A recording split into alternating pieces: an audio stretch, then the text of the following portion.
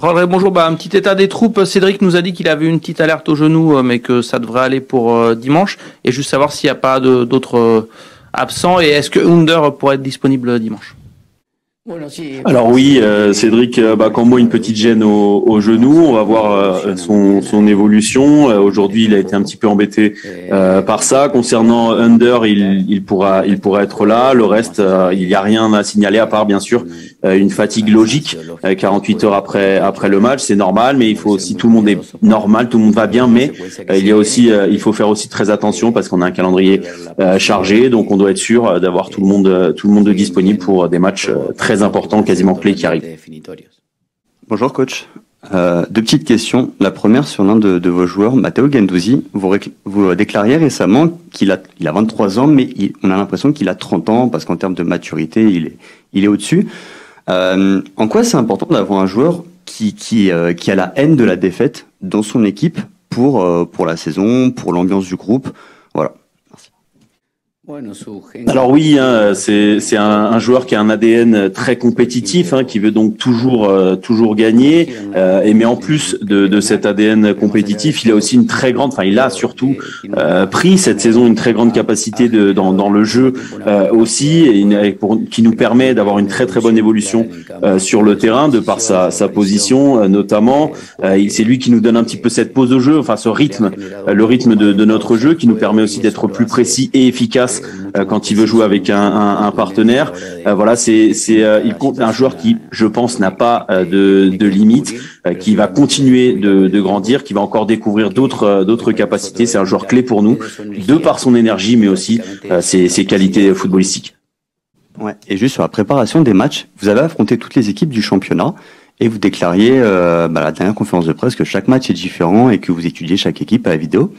Est-ce que par rapport au match aller du championnat, vous changez totalement de plan tactique parce que vous estimez que chaque équipe évolue, ou finalement vous vous fondez sur ce que vous avez pu faire à l'aller lors de la phase aller? Merci.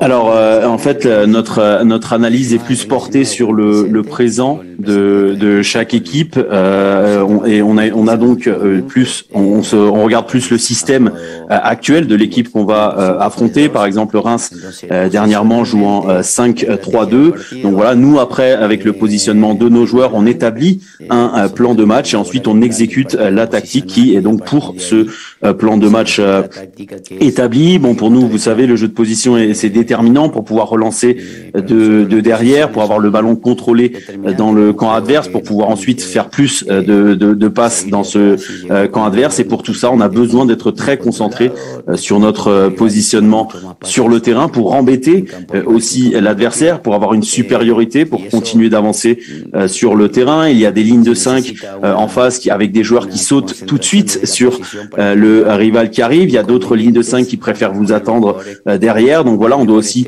réfléchir comment fixer, comment attaquer cette ligne de 5. Est-ce qu'on passe plus par les côtés? Est-ce qu'on passe plus par l'axe? Et ensuite, à partir de là, on décide les joueurs qui sont les plus en forme pour selon chaque adversaire.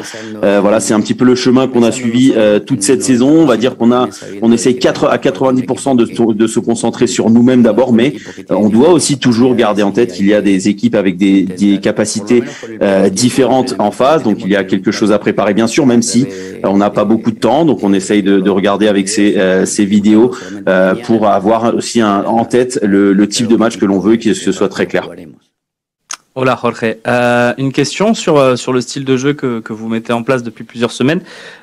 Globalement, il est validé depuis plusieurs matchs avec cette série incroyable de 9 victoires sur 10. Mais est-ce que il reste perfectible, notamment sur le jeu des latéraux? Est-ce que vous êtes globalement déçu de l'apport offensif de vos arrières latéraux? Alors oui, on a toujours bien sûr besoin d'une évolution. Moi, je préfère, et je suis toujours honnête, les victoires sont développées par les joueurs, mais c'est vrai que les joueurs ont encore pas mal de choses à comprendre dans notre jeu de position, notre jeu aussi collectif, pour pouvoir essayer de trouver encore plus de supériorité sur nos adversaires. Ils doivent encore continuer de grandir à ce niveau-là. Alors concernant les latéraux, eh bien on a Luan qui est plus un latéral central qui vient fixer la position entre le milieu de terrain et l'ailier. Donc Luan est un joueur moins offensif, on peut dire. Pour Rongier, c'est un petit peu pareil. C'est un latéral qui va ensuite coulisser dans l'axe au milieu. Donc il est aussi un petit peu moins offensif. Il n'arrive pas aussi loin peut-être qu'un Paul Lirola qui lui, oui, est un joueur plus linéaire, plus offensif, que ce soit sur le côté gauche ou sur le côté droit. Il peut faire sur les deux côtés. C'est un latéral qui est plus présent en attaque, plus linéaire.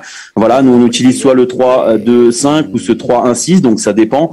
Le latéral est toujours couvert par le central, et le central est lui aussi couvert par le latéral. Donc voilà, ça dépend. On n'a pas toujours des latéraux offensifs, sauf comme j'ai dit, quand c'est Paul Lirola qui lui est un latéral un petit peu plus offensif. Donc la responsabilité de ce jeu offensif à ce niveau-là, et du milieu de terrain ou de l'ailier ou même du numéro 10 qui bascule un petit peu sur ce côté. Voilà, tout dépend en fait des joueurs qu'on a dans nos 11 de départ. On a un effectif qui est construit avec surtout des latéraux centraux qui vont repiquer vers l'axe. On n'avait qu'un seul latéral plus linéaire, maintenant on en a deux, avec l'arrivée aussi de Kolasinac. Voilà, donc on a deux options aussi pour jouer un petit peu plus offensif avec les latéraux dans une ligne de 4 plus normale.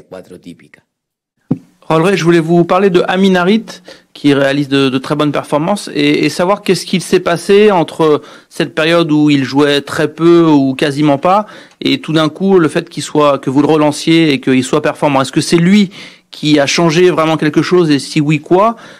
Et aussi, autre question, est-ce que vous voulez le garder la saison prochaine? Alors moi je pense que en fait ça a plus à voir avec le fait que les entraîneurs, on a beaucoup d'obligations, on a aussi ce besoin de résultats, et puis parfois on prend pas le temps avec certains joueurs qui peuvent être moins bien dans certains matchs. Là, en termes de responsabilité, moi je pense que c'est sur ce coup-là, c'est la mienne. Je n'ai pas su profiter d'Amin Harit à certains moments. On savait très bien quel type de joueur c'était. J'ai peut-être un petit peu manqué de patience avec certaines erreurs qu'il a commis, qu'il a éloigné un petit peu du groupe. Et on sait très bien que c'est un joueur qui peut encore montrer beaucoup plus, qui peut encore s'améliorer, mais c'est aussi un joueur qui a un déséquilibre qu'on voit très peu dans le monde aujourd'hui du football. C'est un type de joueur qu'on voit de moins en moins, et c'est à moi de savoir en profiter d'Amin Harit au mieux possible. Bonjour Jorge, 2 déplacements à venir là, à Reims et à Rotterdam. En championnat, vous êtes la meilleure équipe à l'extérieur, le plus de victoires, le plus de points. Comment vous expliquez à ce jour ce fil conducteur qui a eu lieu toute la saison et ce niveau de performance à l'extérieur? Alors en fait, on considère que bien sûr l'adversaire a aussi beaucoup à voir, et l'adversaire, quand il joue chez lui, eh bien il doit sortir un petit peu plus, donc il est peut-être un petit peu plus vulnérable aussi. Ici par exemple à domicile au Vélodrome, on voit nos adversaires qui ferment un petit peu plus le jeu, et puis en début de saison on avait un petit peu cette anxiété qui nous a fait perdre patience. On contrôlait moins le match, on perdait aussi en tranquillité, et on a compris petit à petit que la seule façon de pouvoir gagner chez nous au Stade Vélodrome, c'était de contrôler le match. On l'a vu notamment face à Nantes, on a vu l'un des meilleurs visages peut-être de l'équipe de la saison, une équipe qui a su retourner la situation en jouant au football, sans perdre patience, sans devenir fou, en étant convaincu que l'idée de jeu est celle qui allait leur permettre de gagner. Voilà, peut-être qu'aussi c'était à l'extérieur, c'est un petit peu plus ouvert. Et on l'a vu notamment aussi contre Nantes, une équipe qui est une des meilleures équipes en contre, donc on a su contrôler. On n'est pas tombé dans la perte de patience. Et à l'extérieur, on arrive à être plus solide parce que, comme j'ai dit, les équipes ferment moins le jeu, et c'est aussi très important parce qu'on sait très bien que les points, que ce soit à domicile ou à l'extérieur, vont être très très importants pour nous pour pouvoir finir au plus haut possible au classement.